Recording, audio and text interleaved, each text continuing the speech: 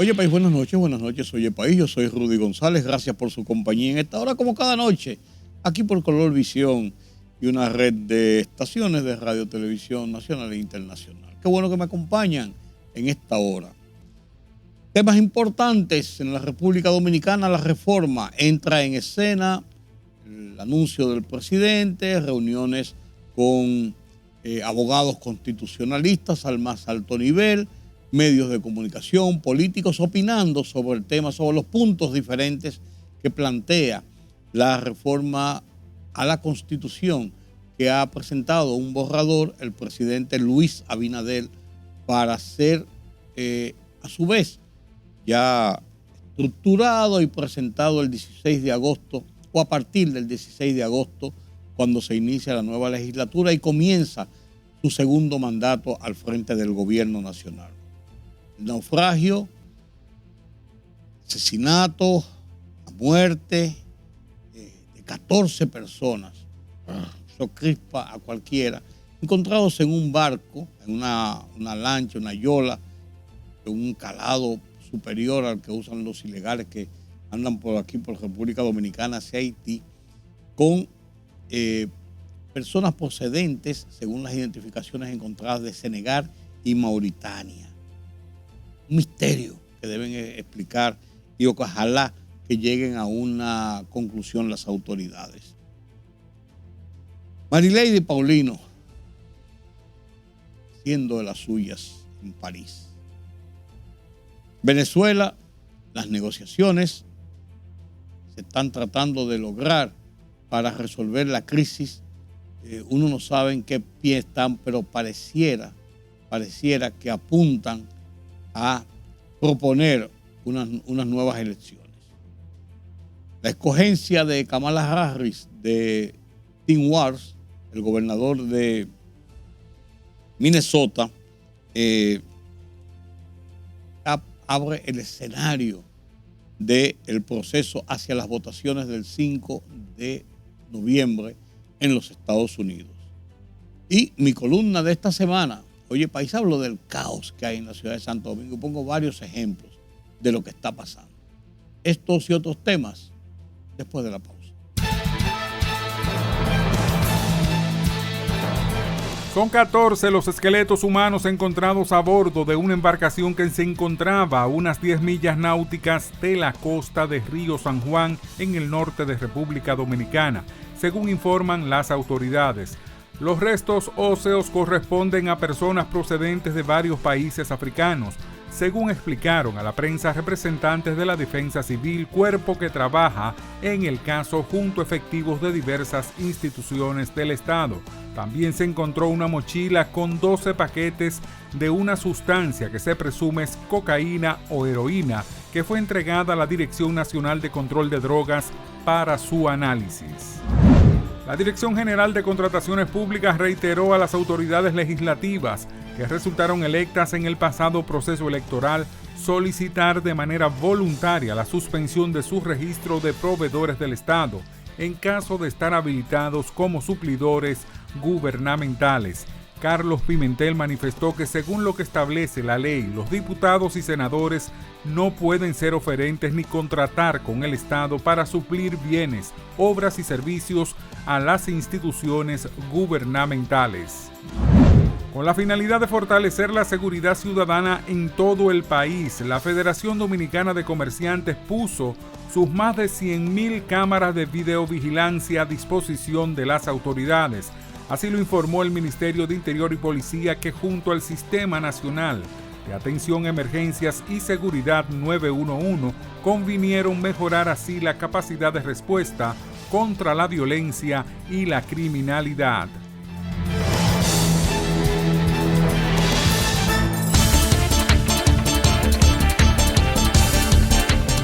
Premio Nobel de la Paz Muhammad Yunus, galardonado por crear un sistema de microcréditos para los pobres, fue designado para dirigir un gobierno interino en Bangladesh tras la disolución del parlamento y la huida de la primera ministra Sheikh Hasina. La decisión de formar un gobierno interino liderado por Yunus fue fue tomada en una reunión entre el presidente Mohamed Shahabuddin y los jefes militares y líderes estudiantiles que lideraron las protestas a principios de julio, indicó la presidencia bangladesí. El movimiento palestino Hamas eligió a Yahya Sinwar, su alto dirigente en Gaza, como nuevo líder. La designación se produce en sustitución del jefe anterior del movimiento, Ismail Haniyeh, quien fuera asesinado en Teherán la semana pasada. Como afirma Al Jazeera, este miembro histórico de la organización es el enemigo público número 1 en Israel.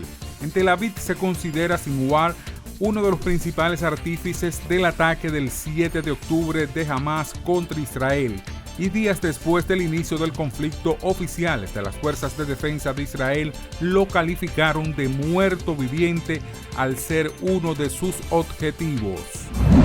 Estados Unidos pidió el fin de la represión política en Venezuela y rechazó de forma categórica la violencia ejercida en contra de la oposición en un país que a una semana de acudir a las urnas no acepta los resultados oficiales que le concedieron la victoria a Nicolás Maduro. Instamos a Maduro y a sus representantes a que liberen a todos sus presos políticos y pongan fin a la represión política. Además, condenamos en forma categórica todo tipo de violencia política, expresó el encargado del Departamento de Estado para Latinoamérica, Mark Wells, durante una conferencia con la prensa.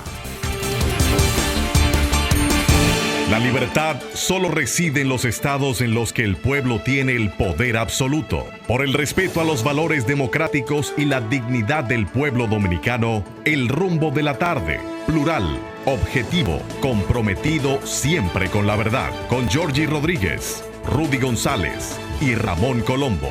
Los poderosos ya están en el aire.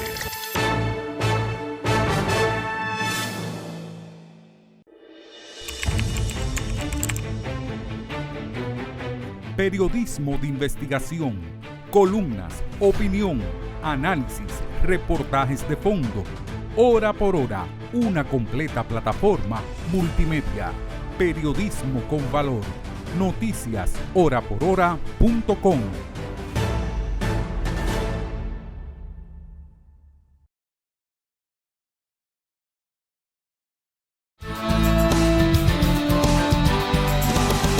Una noticia triste para mí personalmente. El fallecimiento de una compañera de muchos años de trabajo. Hace años que estaba en los Estados Unidos viviendo. La última vez que la vi, recuerdo, en los años, segunda parte de los 80, 87 por ahí, Marcia Facundo. Periodista de las buenas, con mucho periodismo en la República Dominicana. Era periodista de investigación, siempre sonriente. Fue periodista deportivo, Marcia Facundo. Ahí creo que se formó principalmente. Después se fue a Estados Unidos, a Miami específicamente, a la Florida. Trabajó con el periódico El Nuevo Herald. Trabajó con varios medios en los Estados Unidos, con una muy buena formación, una formación sólida. Vivía ahora en Los Ángeles, California.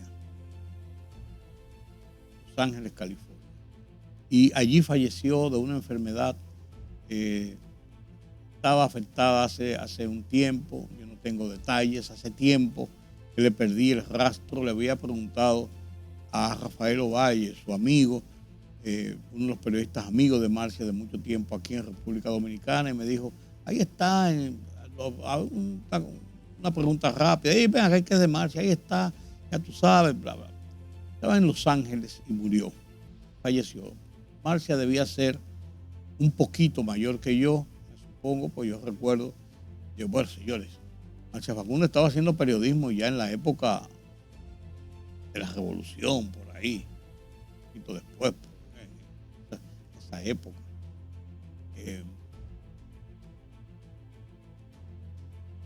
Una de esas periodistas que engalanó las redacciones de los medios porque fue una periodista de esas mujeres valientes que descollaron en una profesión tan compleja, tan difícil y que estuvo asignada prácticamente para hombres hasta unas décadas.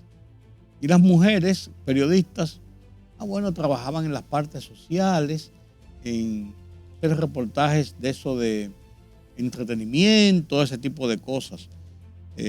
Pero surgieron muchas periodistas en República Dominicana, Carmencho Busilov, Dania Goris, un monumento del periodismo dominicano, trabajé con ella, trabajé con las dos, Minerva Isa, Eunice Lluveres, Margarita Cordero, Marcia Facundo, muchas periodistas que desarrollaron, que destacaron.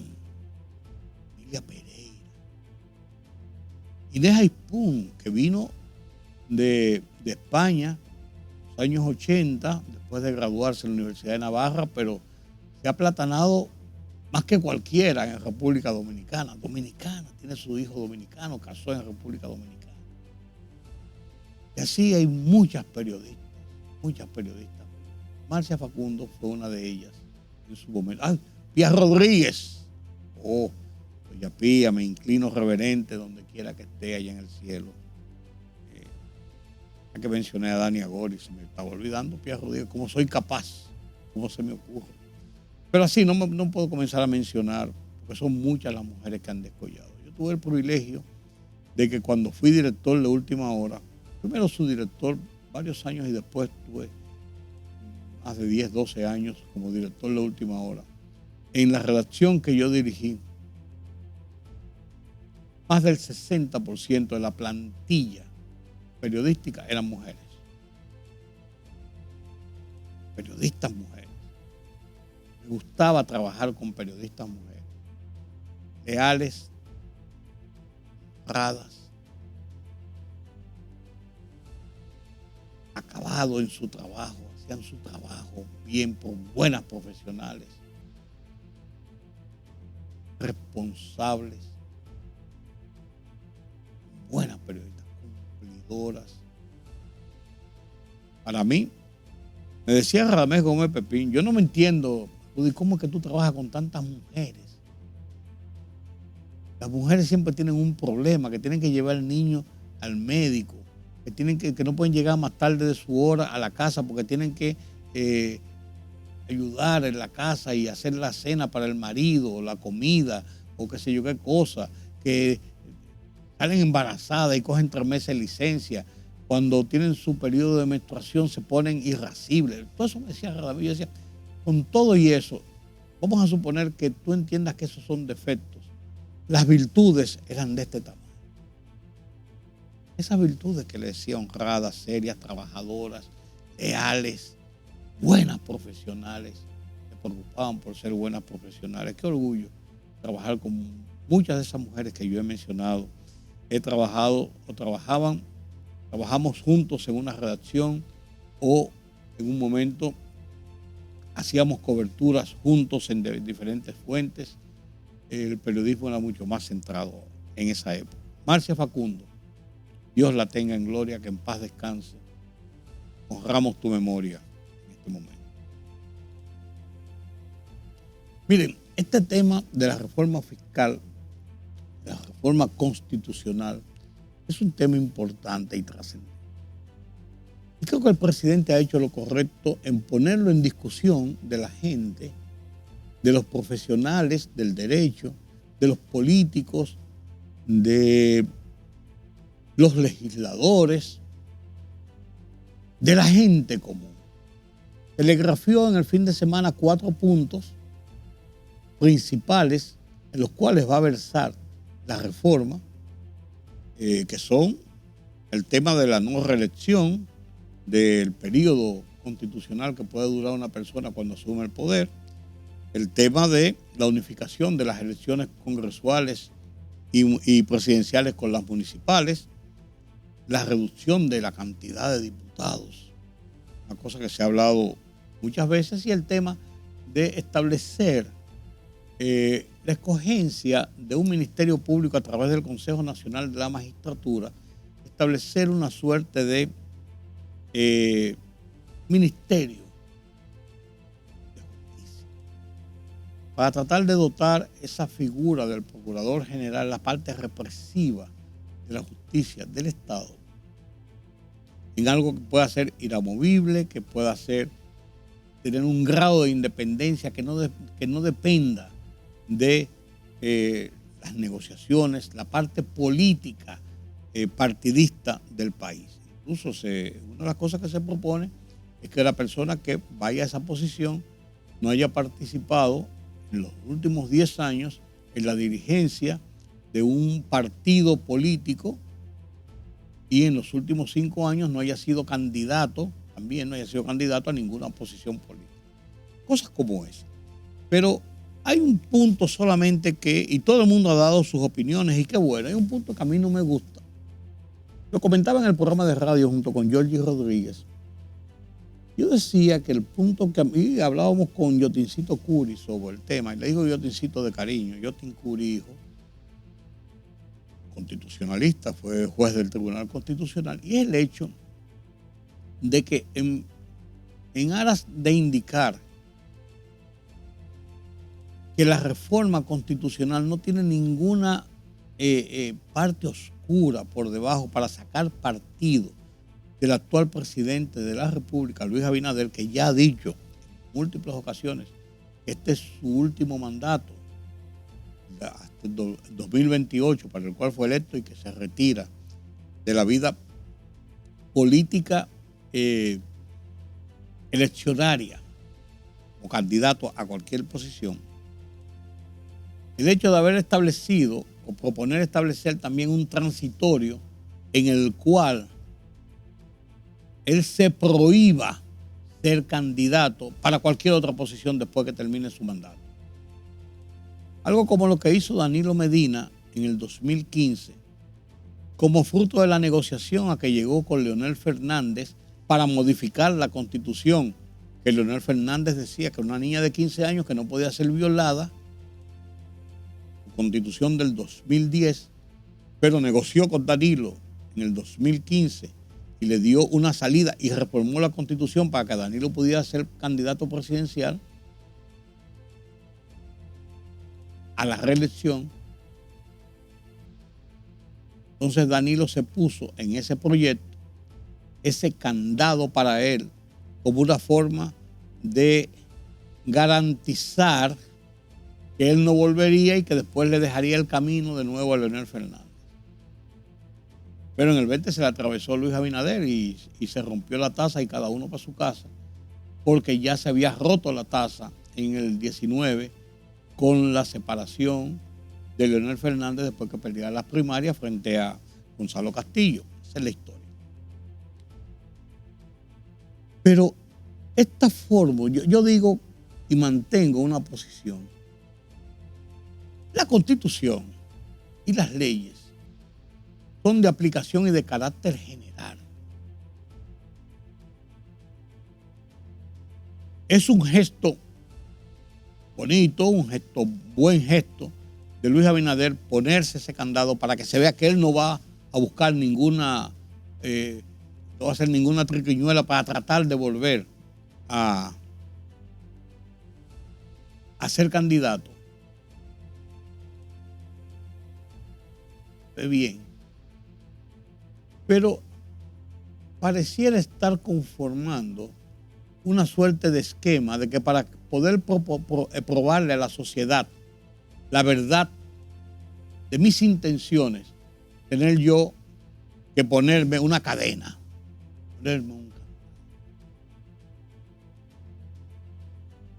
La Constitución dice que son 2 periodos y nunca jamás, y punto. 2 periodos y nunca jamás, y punto. 2 periodos y nunca jamás, y punto. En México es un periodo de 6 años y nunca jamás, y punto. En Estados Unidos son 2 periodos y nunca jamás, y punto. Y así pasa en otros países. Yo creo que eso no es un buen precedente. Yo creo que no debía romperse ese esquema. Y la gente tiene que confiar en la palabra de sus políticos. si ese político rompe esa palabra, como trató de romperla Danilo Medina en el 19, cuando trató de introducir un proyecto de ley para reformar esa constitución que le había dicho, en la que no iba, para quitar ese impedimento y volver a ser candidato. Entonces debe recibir una persona que haga eso la repulsa nacional como la recibió Danilo Medina. Que lo acorralaron tanto. El mismo Luis Abinader participó en ese acorralamiento, encabezado por Leonel Fernández en ese momento, que era el presidente del partido de Danilo Medina. A ver cómo iban las cosas. Pero recibió una repulsa y una presión tal que no se atrevió a presentar el proyecto de ley en el Congreso Nacional. Un proyecto que estaba preparado y que en un momento determinado estaba convocado el Congreso Nacional de mayoría PLDista para aprobar esto. Entonces yo creo que la clase política tiene que ser responsable y que la sociedad tiene que hacerle cumplir esa responsabilidad. Porque es cierto lo que el presidente, bueno, ya yo me puse ese candado, yo no voy. Pero ¿y qué quita? ¿Qué impide que después del 2028 venga otro gobernante, del 32, del 36, del 40, ya yo a lo mejor no voy a estar aquí? Y no venga y haga una reforma constitucional, porque la reforma constitucional no está prohibida hacerla. Y la constitución no puede establecerse una prohibición de su reforma. Entonces el gesto del presidente, buen gesto. Esto aplaudible. Yo cumplo mi palabra de tal forma que hasta estoy haciendo esto como una garantía a la sociedad de que va a ser. Perfecto, queda muy bien, muy enaltecedor, muy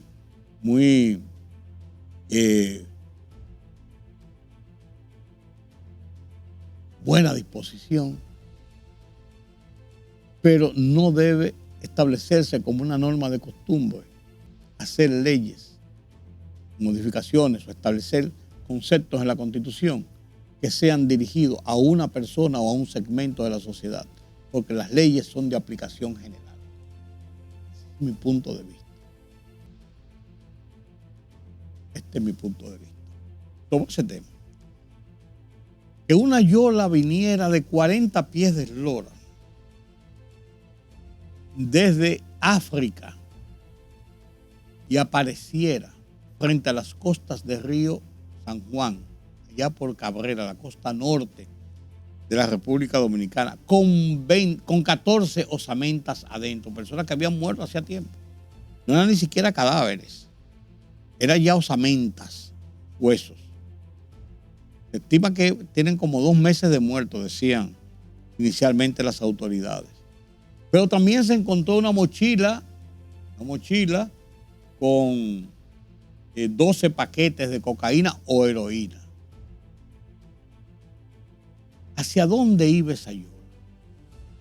¿Cuál era su destino? ¿Cómo se perdió? ¿Cómo tuvo tanto tiempo? ¿Cómo apareció ahí? ¿Cómo murieron todas esas personas? ¿Cuántos eran realmente? ¿Murieron a consecuencia de qué? ¿Los mataron? ¿Se mataron entre ellos? ¿Murieron de inanición? Esto es misterioso. Realmente las autoridades tienen un reto en tratar de establecer la realidad de esto, porque esto no es una película de Netflix. Hay 14 muertos en las costas dominicanas.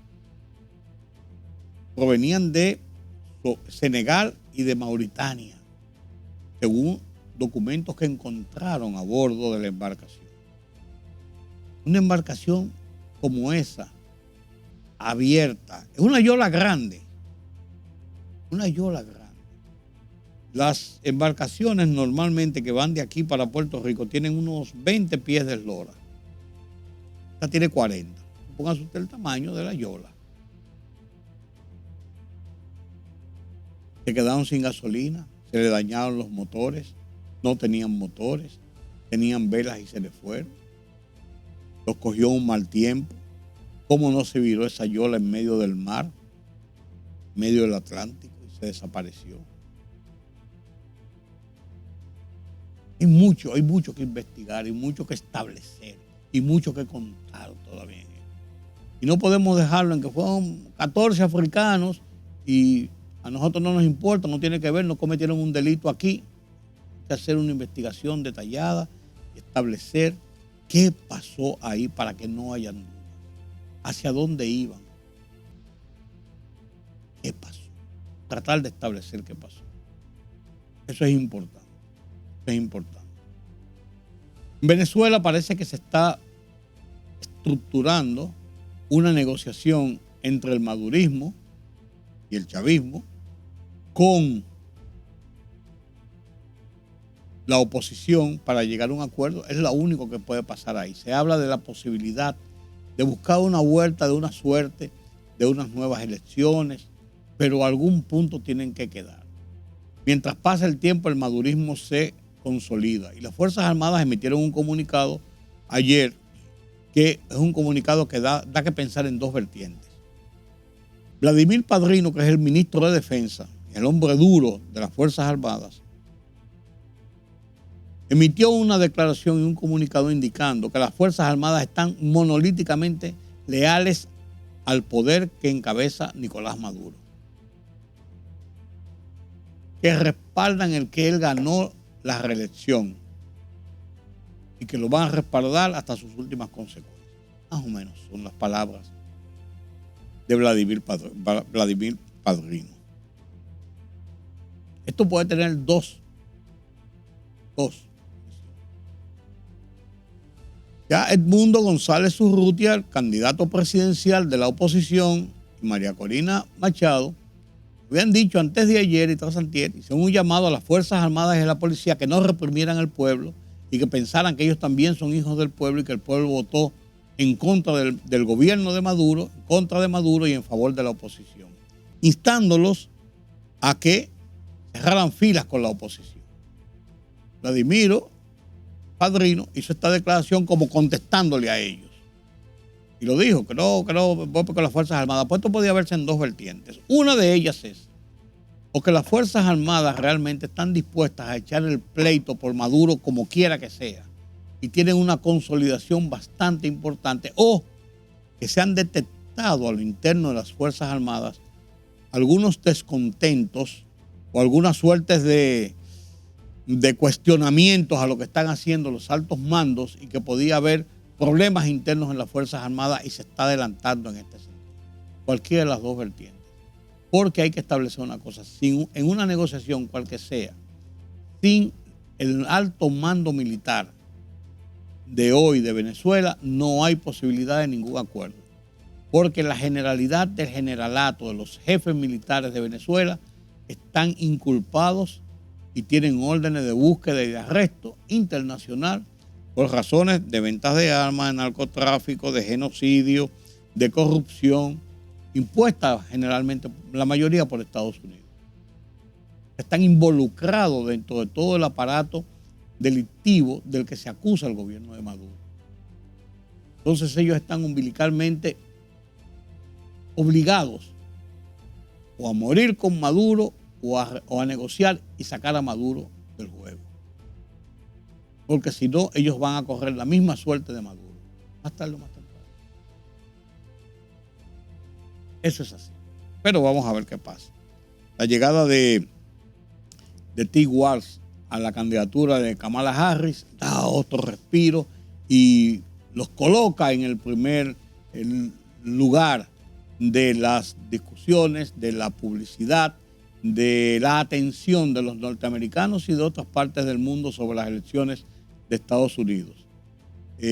La convención demócrata, que es el 19, comienza el 19 en Chicago, 19 de agosto en Chicago, le dará ese nuevo respiro también y apuntala más el posicionamiento de Kamala Harris en la lucha contra Donald Trump. De ahí en adelante se sueltan los caballos de una forma definitiva.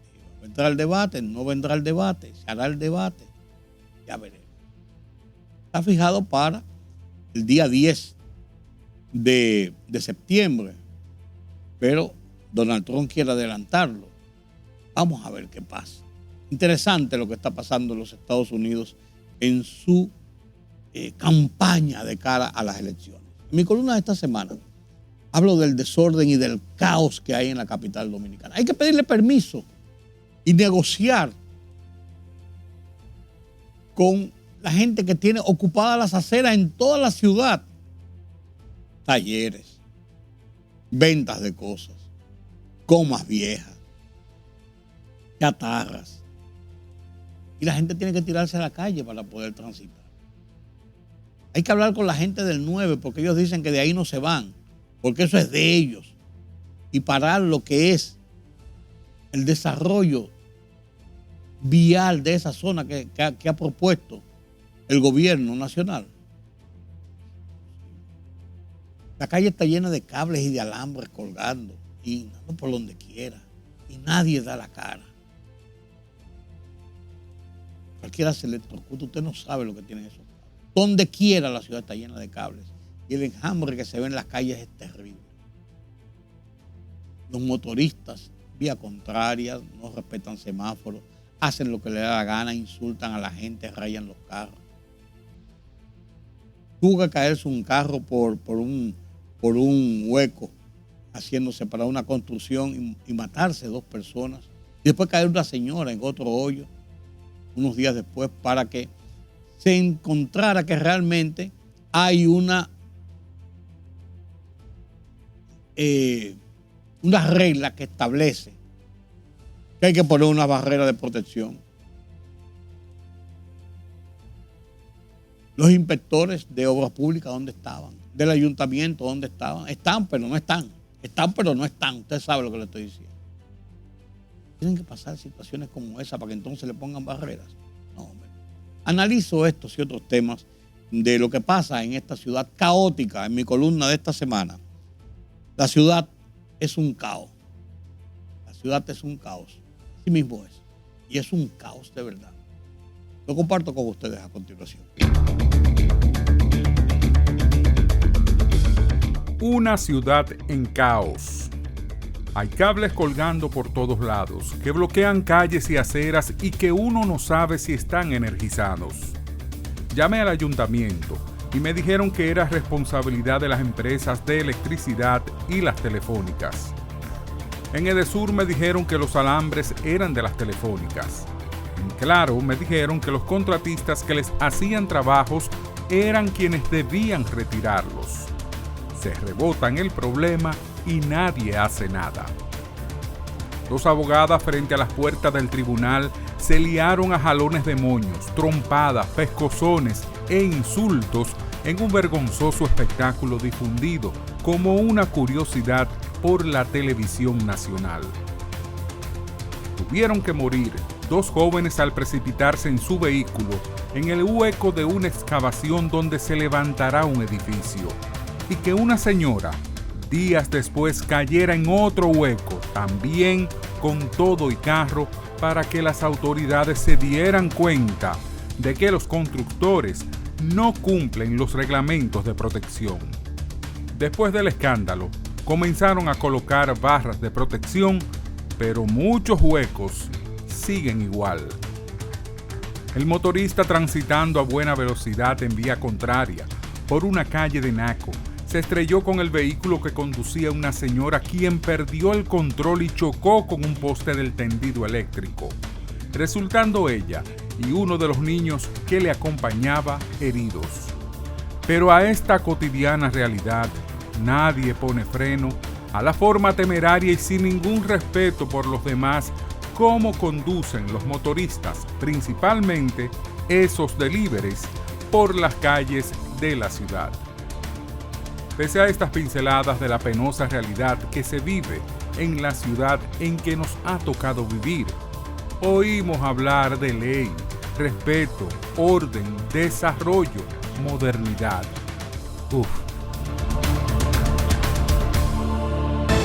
La libertad solo reside en los estados en los que el pueblo tiene el poder absoluto. Por el respeto a los valores democráticos y la dignidad del pueblo dominicano, El Rumbo de la Tarde, plural, objetivo, comprometido siempre con la verdad. Con Georgie Rodríguez, Rudy González y Ramón Colombo. Los poderosos ya están en el aire.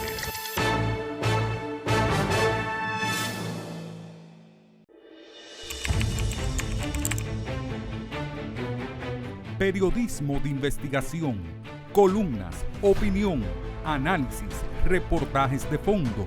Hora por hora, una completa plataforma multimedia. Periodismo con valor. Noticias horaporhora.com.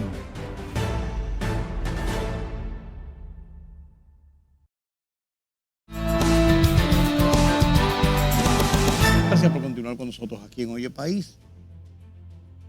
Los Estados Unidos se está dando un caso principio de la semana. Hubo pánico en Wall Street, Dow Jones, el Nasdaq se desplomó, hubo un corre-corre y hablan ya de comenzar a volver a su nivel. Sin embargo, la decisión de la Reserva Federal, de la FED, sobre las tasas de interés, lógicamente, hacen pensar a algunos que están los Estados Unidos cerca de una recesión, de una baja importante en su economía. Esto ha circulado por el mundo y lógicamente cuando en los Estados Unidos hay estos sacudiones en la bolsa de valores, pues lógicamente esto afecta y pone en auto a los demás países. Aquí en República Dominicana el ministro de Economía se llama Planificación y Desarrollo. Pavel Issa, sí, dijo que hay que estar atentos a todo porque no hay que preocuparse, que esto no hay un temor todavía en República Dominicana que pueda tener alguna referencia a esta situación que así ha sacudido a Estados Unidos en esta semana. Con este análisis y otros análisis de la economía nacional e internacional, Carlos Cuello. Buenas noches, don Carlos. Buenas noches, don Rudy. Efectivamente, en el plano internacional, la caída de los mercados de valores, pues no solamente fue en Estados Unidos, en Japón fue donde tuvo su mayor impacto. Claro, pero como que uno lo resiente más cuando le pica como cerca. Claro, pero en Japón fue de un 12%, una caída como referente del año 1987. O sea, claro, las razones de Japón obedecen a alzas en las tasas, en los tipos de interés, movimientos, cambios en los tipos de interés, y el hecho de que la gente interpretó o dedujo que era más conveniente endeudarse en otra moneda que en el yen. Digamos que en el caso de Japón inciden factores internos, ¿no? Pero en el caso de Estados Unidos... El caso de Japón precisamente ocurre este pánico, por así decirlo, en el aniversario del lanzamiento de la bomba de Hiroshima. Sí, coincidió también, sí. Pero en el caso, pero fue donde fue más pronunciada la caída de un 12%. Claro, ¿no? claro. Ahora, eso afectó a todos los mercados, pero sobre todo, la probabilidad de que Estados Unidos entre en recesión, de que la economía norteamericana, que es la más grande del mundo, caiga en recesión. Algunos analistas dicen que son muy bajas, que esa probabilidad es muy baja. Y el punto que más llamó la atención fue un movimiento al alza de un 0.5% en la tasa de desempleo. O sea, un aumento muy ligero en el desempleo pero con aumenta respecto al mes anterior. Claro. Eso por un lado. Y el hecho de que la tasa de interés se ha mantenido a la alza todo el tiempo, se ha mantenido entre 5.25 y 5.50. Son los niveles más altos en los últimos 20 años, del año 2001. Y la Reserva Federal pospuso para septiembre su revisión, anticipando la probabilidad de reducirle un cuarto de punto. Para nadie es un secreto que tasa de interés alta, de alguna manera, si es bien cierto que logran contener la inflación, y se ha logrado, ahora mismo están en 3%, pero el objetivo meta de inflación de ellos es un 2%, o sea, todavía está por encima, ¿no? Pero, si bien es cierto que se ha logrado reducir la inflación, no menos cierto es que las tasas altas de interés pueden o ralentizan la economía. Que puede llevar a la economía a una recesión.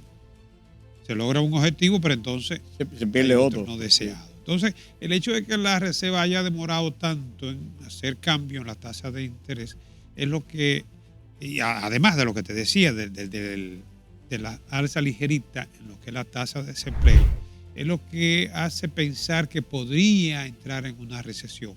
Eso no se vislumbra para este año, pero los mercados, esas noticias inmediatamente las reciben y se crea un nerviosismo. Claro.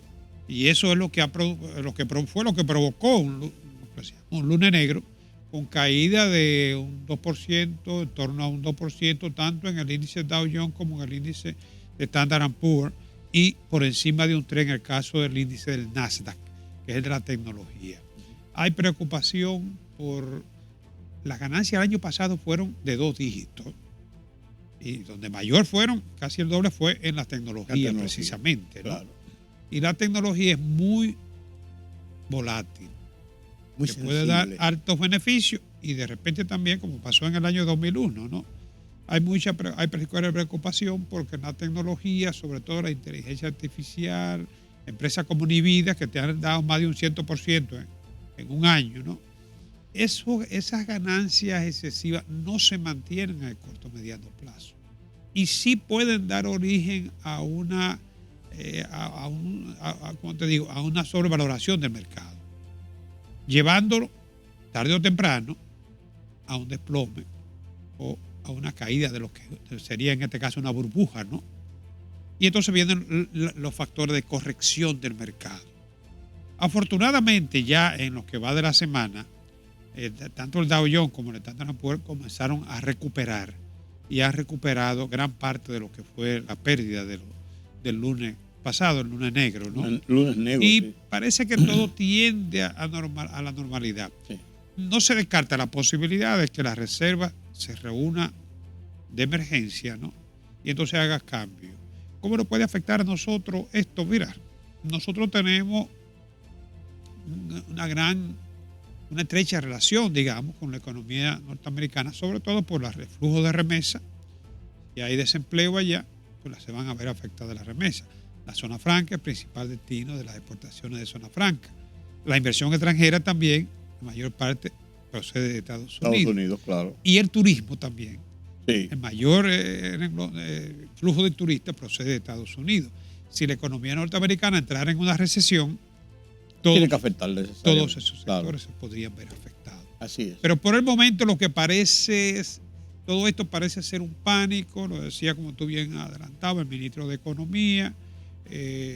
Compartí contigo un artículo en el periódico El País también, y va en esa dirección, donde algunos analistas, incluso como algunos bancos de inversión, convergen en que la probabilidad de recesión está por debajo de un 25%, sí. En torno a un 15% probablemente, pero todavía es muy temprano. Sí.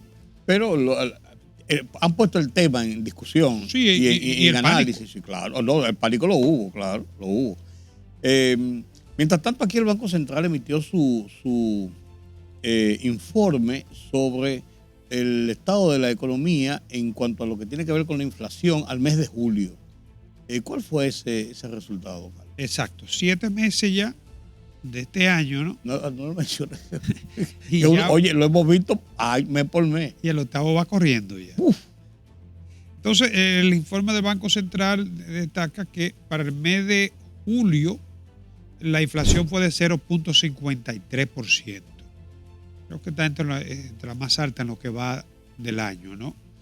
Esto impactó lo que es la inflación acumulada enero-julio, primeros 7 meses del año, que se sitúa ahora en 1.66%. Si se toma la interanual, de julio a julio, estamos hablando de 3.54%. Recordar siempre que el objetivo meta inflación es un 4%. Pero lo cierto es que en lo que va del año, el comportamiento de la inflación se ha situado más cerca a lo que es el extremo inferior del objetivo meta, más cercano en torno al 3%, ¿no? Repito, 3.54 interanual, acumulado para 7 meses, 1.66. Aquí el renglón o el grupo que tuvo mayor impacto fue el de los alimentos y bebidas no alcohólicas, que tuvo una inflación, registró de 1.42%. El grupo de restaurantes, hoteles, como es natural, sirven alimentos, Claro.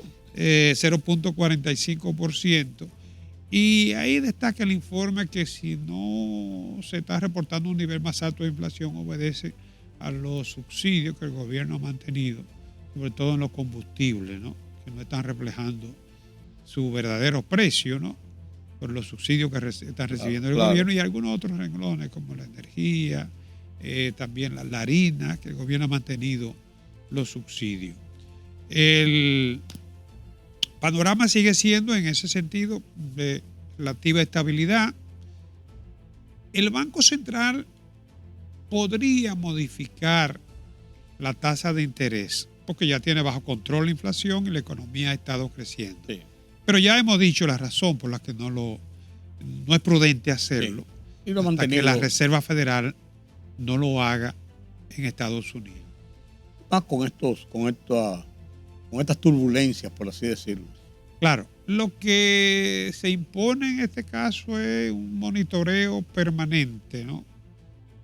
Eso es lo que decía el ministro Paveliza, que hay que mantenerse atento y ver todos los movimientos que hay, sin desesperarse, sin volverse loco y sin que haya pánico aquí. Es que lo que procede cuando tú tienes una situación muy confusa, hasta en la medicina dicen pronóstico reservado. Cuando un paciente tiene un cuadro que no permite, digamos que definirlo con una Y ni precisión. proyectar. Y además recuérdate que el proceso mismo en la salud, en todo, ¿no? A veces va dando pauta, ¿no? Entonces, lo que conviene es observación. Darle, sobre todo en el caso nuestro, que somos economía pequeña y que estamos muy expuestos a lo que pasa en las grandes economías. Así es. La aduana sigue aumentando sus recaudaciones. Es uno de los renglones principales.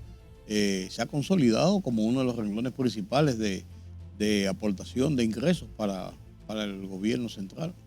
Sí, en el pasado tú recuerdas que el director de aduana Era el director de la aduana. Sí. Balaguer lo recibía Balaguer todos los días, ¿no? Todas las noches. Sí. Y la realidad es que a lo largo del presente siglo, con la firma de los tratados y acuerdos comerciales con otros países, sobre todo el día del CAFTA, ¿no? La aduana cambió su rol. De ser un ente recaudador, pasó a ser más una institución técnica. Y de hecho está muy tecnificada la aduana hoy en día, ¿no? Era aduanas y puertos antes, Claro, tú sí, recuerdas, sí. ¿no? Fíjate, en la actualidad la aduana representa la quinta parte de la recaudación. El 20% de las recaudaciones lo aporta la aduana. Pero aquí hay un dato muy importante. Y es que de los ingresos de aduana, el 65%, ¿tú sabes quién lo aporta? ¿Quién? El ITEVI. El ITEVI, que es un impuesto interno. Sí. Como no podemos hacer cambios en los aranceles. Los aranceles. ¿No? Sí, Y, por los tratados. Exacto, tenemos limitaciones para hacer cambios en los aranceles. Entonces, el ITEVI es un impuesto interno. Tú puedes modificar los impuestos internos. Eso no viola los tratados. Entonces, gran parte de las recaudaciones de la aduana proceden del ITEVI. Porque tú sabes que en nuestro país el ITEVI se cobra en las aduanas. Sí. Las empresas lo traspasan, ¿no? Pero se cobra en la aduana, ¿no?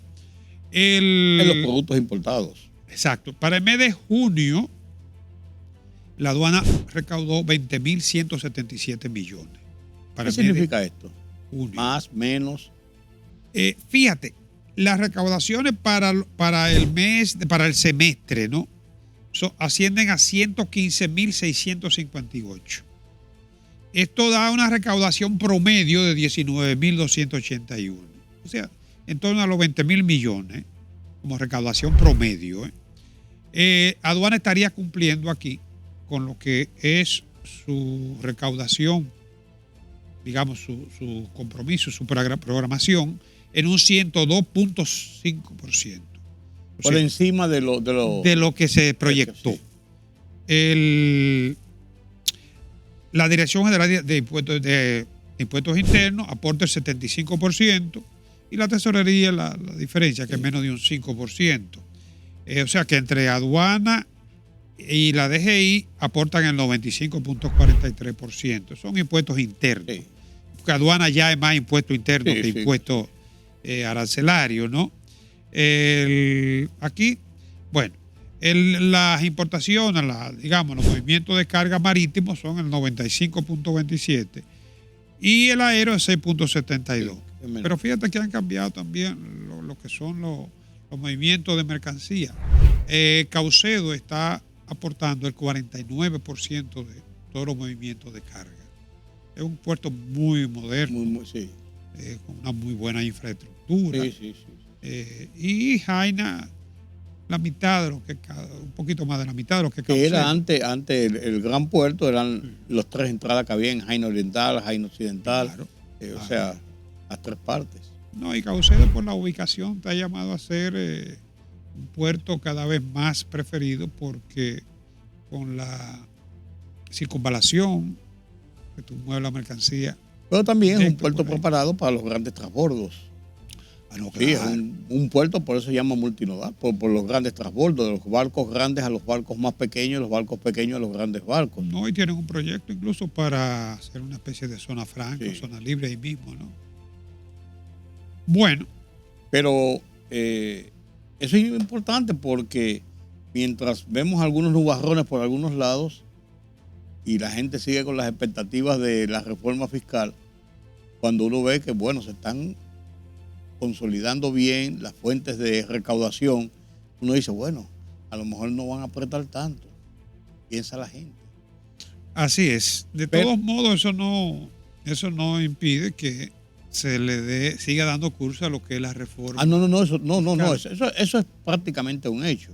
Claro. ¿Cómo va a ser? ¿Cuándo va a ser? ¿Qué va a afectar o qué no va a afectar? Eso será otra cosa. Pero una noticia que no es buena es lo que plantea la CEPAL, de la reducción de la inversión extranjera. Sí, la CEPAL en su informe, un informe que emite anual, la inversión extranjera directa, IED, en América Latina y el Caribe para el 2024, ¿no? Recoge comportamiento completo para el año 2023.